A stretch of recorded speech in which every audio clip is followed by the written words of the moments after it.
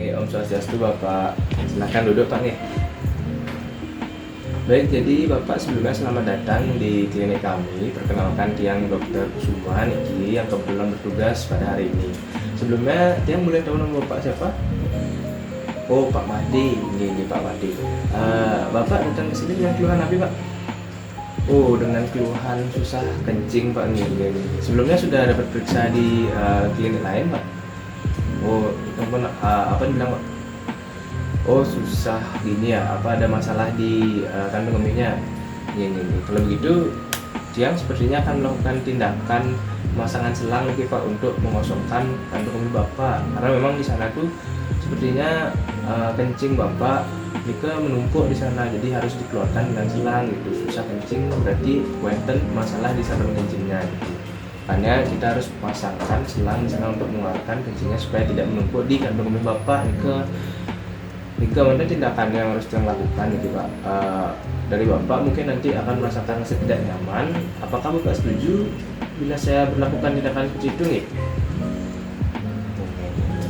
Oke Bapak, kalau memang sudah setuju, Bapak silahkan untuk menuju ke tempat yang sudah disediakan Pak nih untuk siap-siap. Dia akan menyiapkan alat dulu untuk melakukan terapi kepada Bapak. Oke Pak. Jadi di sini terdapat alat-alat yang sekiranya nanti kita gunakan untuk proses pemasangan kateter atau kateterisasi, di mana ada alat-alat steril. Pertama itu ada bedside anatomis, kemudian ada kateter Foley, ini ukurannya adalah 18 frank. Kemudian ini ada urine bag. Lalu ini ada handscoon steril. Kemudian ini juga ada spike 10 cc yang nanti kita gunakan untuk menginjeksikan lidocaine, aquabides, dan masih banyak lainnya. Kemudian ini juga ada cucing 3 buah. Kemudian terdapat juga terakhir ini ada kasa steril. Dan ada juga deglubang. Kemudian untuk alat-alat non sterilnya ada korentang dan juga tempat korentang yang nantinya seharusnya isi cairan klorin. Kemudian di sini juga ada jelly, dan di sini ada plaster Pavixnya. Dan ini ada cairan aquabides. Ini ada lidocaine, ampul lidocaine yang berisi lidocaine di dalamnya. Kemudian ini ada gunting verban, dan akhir itu untuk non steril ada cawan ginjal. Itu saja untuk alat-alatnya. Kita bisa langsung lanjut ke proses pengerjaan pemasangan kateter.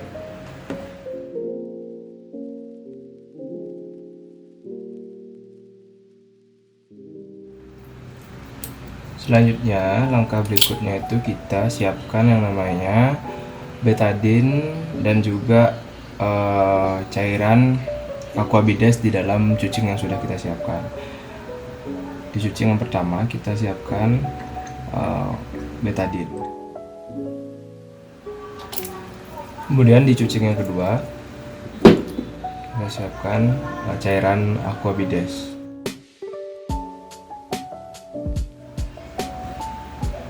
Ketika kita sudah siap, kita juga nanti akan menyiapkan yang namanya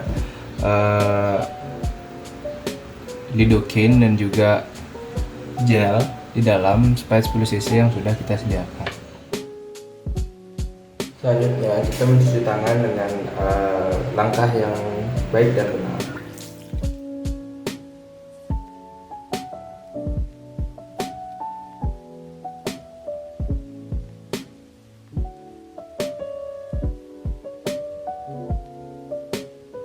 Langkah berikutnya setelah kita mencuci tangan yaitu kita gunakan handscoon steril dengan teknik tanpa singgung. Kemudian setelah itu kita siapkan kateter dan juga spike 10 cc. Mana di sini kita akan lakukan tes terhadap fungsi dari balon ini, apakah dia bisa mengembang dan mengempis atau tidak.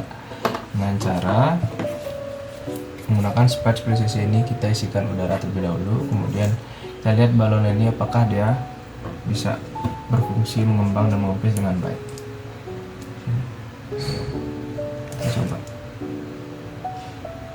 Ya, kita lihat itu dia sudah saya masukkan udara dan dia mengembang. Kita keluarkan, dia mengempis. Kita coba lagi sekali. Itu dia mengembang dan mengempis lagi. Itu tandanya kateternya dapat berfungsi dengan baik. Baik, untuk langkah berikutnya kita sudah siap untuk melakukan tindakan terhadap keluhan pasien. Karena pertama-tama kita bersihkan terlebih dahulu bagian genitalia atau penis pasien kita dengan kasa steril yang sudah dioleskan dengan betadine. Kita bersihkan, sekali usapan kita buang kasanya, kita ganti dengan kasa yang baru. Usap lagi nggak bersih. Setelah bersih, maka kita akan menutup bagian penis pasien dengan duk lubang. Setelah kita tutup seperti ini, maka kita siap untuk melakukan yang namanya injeksi cairan lidocaine yang sudah dicampurkan dengan jelly. Kita ambil seperti ini sebanyak 15 cc. Kemudian setelah itu kita masukkan ke dalam genitalia dari pasien kita. Nah, setelah masuk, maka kita tutup dengan ibu jari terlebih dahulu selama 2 menit bagian dari orifisium kelamin pasien kita. Setelah 2 menit, maka kita akan memasukkan selang kateter ini ke dalam saluran uretra dari pasien. Sebelumnya kita informasikan terlebih dahulu akan ada rasa tidak nyaman kepada pasien agar pasien tidak kaget. Setelah itu kita oleskan lubrikan atau jelly ini di ujung dari kateter, selang kateter. Setelah itu setelah kita oleskan, maka kita siap untuk memasukkan selang kateter ini hingga mencapai yang namanya percabangan dari kateter ini.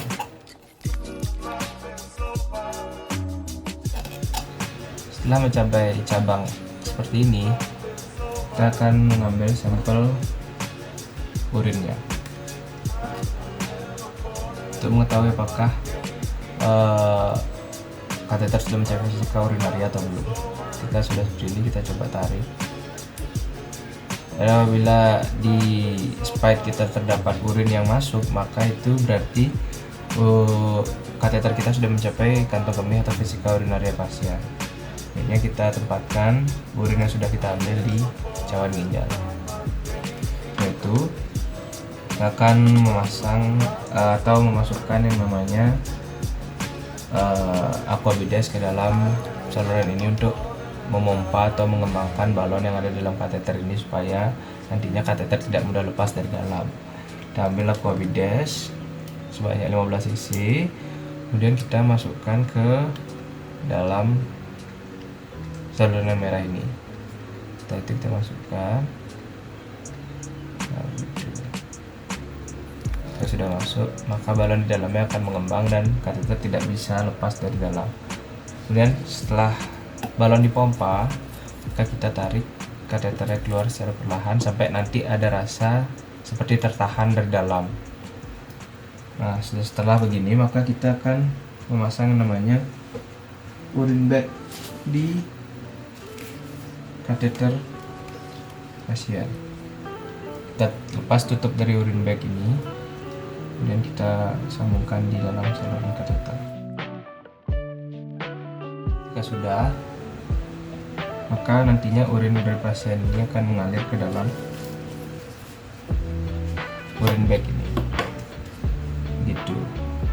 Setelah itu kita akan fiksasi kateter ini di bagian paha pasien dengan plester atau Hivafix, gitu, agar tidak mudah lepas. Dengan begini, kateternya tidak akan mudah lepas apabila dipasang di tempat yang benar. Seperti itu. Selanjutnya kita bisa menginformasikan pasien bahwa tindakan kita sudah selesai dan kita rapikan alat-alat kita terlebih dahulu.